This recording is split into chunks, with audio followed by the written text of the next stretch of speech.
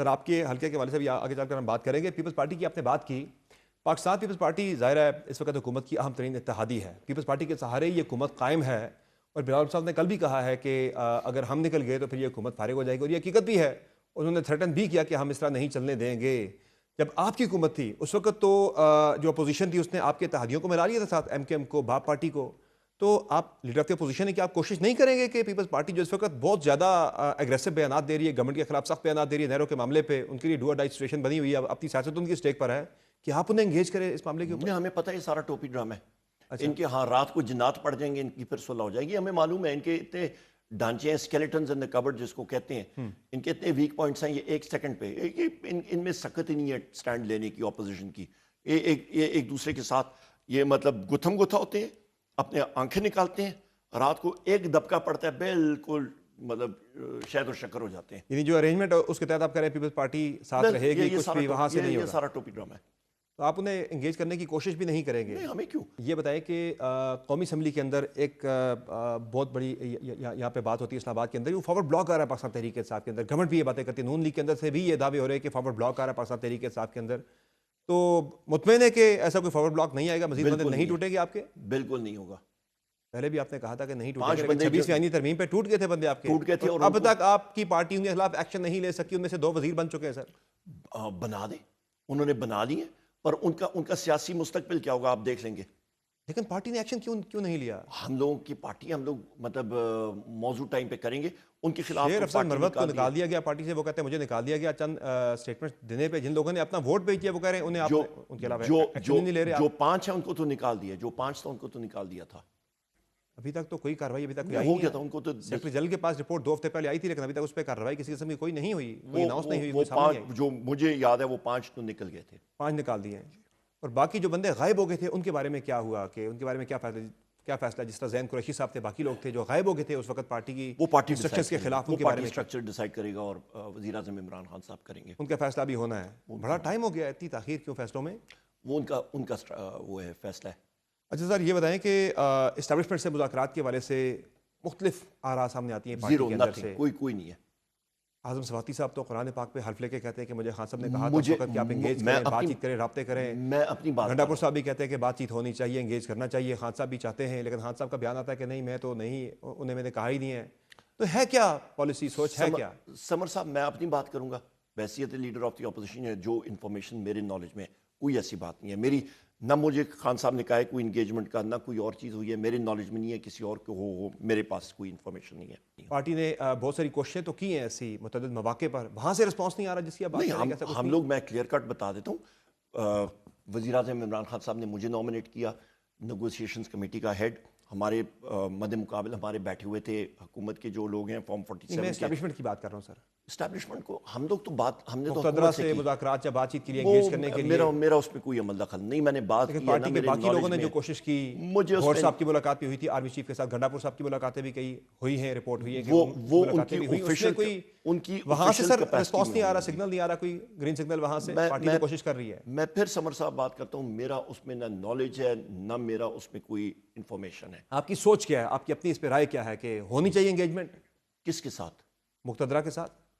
مقتدرہ کو آپ ڈیفائن کر دیں. اسٹیبلشمنٹ کے ساتھ, عسکری قیادت کے ساتھ, سیکرٹری اسٹیبلشمنٹ, عسکری قیادت کے ساتھ. عسکری, آپ آرٹیکل 7 پڑھیں نا, آرٹیکل 7 آئین کا کیا کہتا ہے.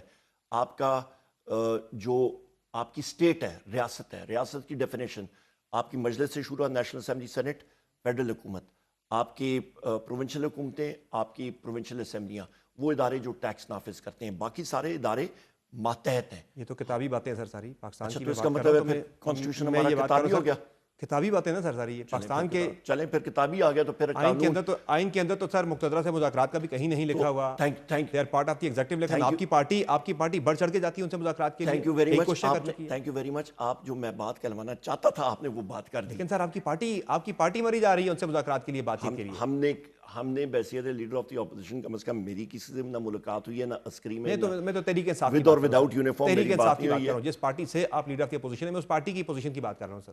نہیں, میری نہ میرے نالج میں کسی سے بات ہوئی ہے, اور نہ مجھے وزیر اعظم عمران خان صاحب نے کہا ہے کسی سے بات اگر آپ آئین کی بات کرتے ہیں پھر تو پارٹی کی یہ پوزیشن کلیئر ہونی چاہیے، ہونی نہیں چاہیے آپ کی رائے میں کہ کوئی مذاکرات کوئی بات چیت ان سے انگیجمنٹ نہیں ہونی چاہیے؟ یہاں پہ کیونکہ ایک جب رول ڈیفائنڈ ہے، جو آپ بات کریں نا، یا پاکستان میں آرمڈ فورسز کے بارے میں بات کریں یا کسی اور کو، ساروں کو کہنا چاہیے ہم لوگ آئین کے مطلب وہ تابع ہیں، بات ختم ہو جانی چاہیے۔ اچھا سر یہ بتائیں کہ اب 26 نومبر کا آپ نے کچھ دیر پہلے ذکر کیا، کیا ہوا تھا اس رات؟ آپ وہاں موجود تھے کنٹینر کے اوپر جب یہ ساری وہاں پہ واقعہ ہوا، اور سب سے آخری آپ ہی تھے کنٹینر سے جب آپ وہاں سے نکلے؟ گنڈا پور صاحب نے تو ریسنٹلی ایک پوڈ کاسٹ میں کہا ہے کہ اسٹریٹ فائر نہیں تھے، وائی فائر مارے گئے تھے۔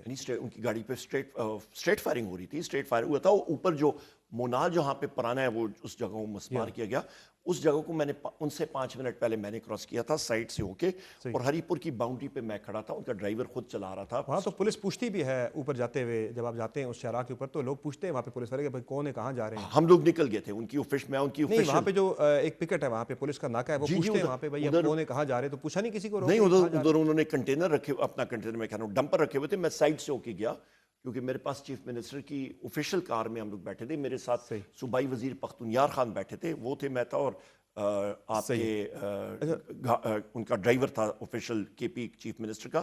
ہری پور میں ہم لوگ اندر آتے ہیں، وہاں سے پھر ان کی جب گاڑیاں آئیں تو دیکھا کہ ان کے ٹائر جو ہیں وہ اڑے ہوئے، گاڑیاں رم پہ وہاں پہ آ رہی ہیں۔ اس کے بعد ہم لوگ ہری پور گئے اور وہاں سے پھر ہم لوگ پہاڑوں میں گئے۔ تو سر یہ بتائیں کہ مائنز اینڈ منرلز کے معاملے پر کیا آپ کی رائے میں ہونی چاہیے اس پہ پارٹی کی پالیسی یا حکمت عملی صوبائی گورنمنٹ کی؟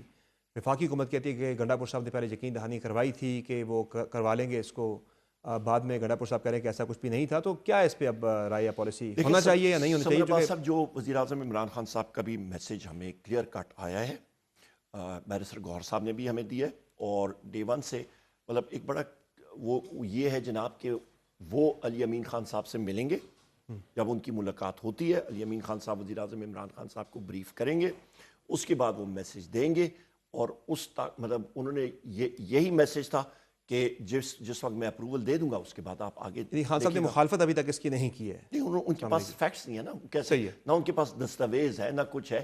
جب وہ چیز جائے گی ان کو بریف کیا جائے گا، ان کے وکلاء ان کو بریف کریں گے، وہ خود پڑھیں گے، ماشاءاللہ ان کی بڑی باریک نظر ہوتی ہے، وہ جب بات کریں گے اس کے بعد موقف آئے گا۔ امریکی وفد کی جو ریسنٹلی پاکستان کے دورے پر تھا کانگریس کا، اس میں اسپیکر صاحب یہ کہتے ہیں کہ تحریک انصاف کو بلایا تھا ہم نے، میسج دیا تھا، وہ کہہ رہے ثبوت بھی ہے میرے پاس۔ وہ ثبوت لائیں نا سامنے، مجھے تو کوئی میسج نہیں۔ لیڈر آف دی اپوزیشن کا آفس نیشنل اسمبلی میں ہوتا ہے، آپ کو معلوم ہے، آپ کئی بار آئے ہیں میرے آفس میں۔ آپ کو بھی دیا، بیرسٹر گوہر صاحب کو بھی دیا۔ میرے سٹاف میں کسی شخص کے پاس اسپیکر نیشنل اسمبلی کا کوئی میسج آیا ہو مجھے بتا دیں، ان کی طرف سے یا ان کے سٹاف کی طرف سے کوئی انویٹیشن، کوئی میسج نہیں آیا؟ کوئی میسج آن ایئر میں آپ کو، میرے staff leader of the opposition کا دفتر نیشنل اسمبلی کے اندر ہوتا ہے، آپ کو معلوم ہے بالکل جس فلور پہ اسمبلی، جس فلور پہ اسپیکر کا آفس ہے، 2 منٹ آپ چل کے جاتے ہیں، یا اسپیکر آفس ہے، لیڈر آف دی اپوزیشن کا آفس ہے، اسی بلڈنگ میں ہے۔ میرے سٹاف کے پاس کوئی میسج نیشنل اسمبلی اسپیکر کا یا کسی کا نہیں آیا۔ سر آپ لیڈر آف دی اپوزیشن ہیں، اس وقت آپ کو کیا لگ رہا ہے کہ حکومت کو تحریک انصاف کی طرف سے یا ایک اپنے اپوزیشن الائنس بنا کے گورنمنٹ کے خلاف ایک تحریک چلانی تھی، ان چیزوں سے کوئی خطرہ نظر آ نہیں رہا؟ تو گورنمنٹ تو بڑی کمفرٹیبل ہے، مطمئن ہے، پھر وہ تو کہہ رہے اب تو معاشی استحکام آ رہا ہے، ملک کے اندر حالات بہتر ہو رہے ہیں، تو پھر یہ موومنٹ اور یہ حکومت کی چھٹی، یہ ساری باتیں اب جو ہے وہ ممکن نظر نہیں آ رہی۔ چلیں آتے ہیں، آپ بات کرتے ہیں ہم لوگ پیٹرولیم ڈیولپمنٹ لیوی جو بجٹ میں 80 روپے یونٹ اپنا لیٹر انہوں نے رکھا ہوا ہے، اور انہوں نے بجٹ کیا تھا کہ 1280 ارب روپے وہاں سے یہ ریز کریں گے۔ اس میں وہاں پہ حکومت کہتی ہے جناب شہباز شریف جھوٹ ہی بولتا ہے یا ناسمجھ ہے یا قصداً جھوٹ بولتا ہے، اس نے کہا جی ہم لوگ یہ بجلی کی مد میں دیں گے کم کرنے کے لیے قیمتیں، اور دوسرا ہم لوگ لوگوں کو اللہ بھلا کرے یہ بلوچستان کے پروجیکٹس کے لیے، کچے کنال کے لیے، اور ایک میں آپ کو اس کے لیے میں آپ کو بتاتا ہوں، آپ کے پاس 1400 ارب روپے کا ترقیاتی budget PSDP public sector development program budget میں پاس ہوا۔ 9 مہینے میں جو خرچہ ہوا ہے ترقیاتی بجٹ کا وہ صرف 30%، ایگزیکٹ فگر 424 ارب روپیہ، 1400 سے منہا کریں آپ 424، تقریباً 1000 ارب رہ گیا، تو 1000 ارب آپ کے پاس جیب میں پڑا ہوا ہے، تو آپ ڈیزل اور پیٹرول کی قیمتیں خدا را کم کر دیں، لوگوں کو دیں۔ یہ کون سی منطق ہے کہ جی ہم لوگ کچی کنال کے لیے اور بلوچستان کے روڈ کے لیے ہم کر رہے ہیں، آپ کے پاس 1000 جیب میں پڑا ہوا ہے، وہ 1000 ارب روپے خرچ کریں نا۔ کوئی لمبا چوڑا حساب کتاب نہیں. آپ کو فائنینس کا پتہ ہے, ہمیں بھی تھوڑا بہت پتہ ہے.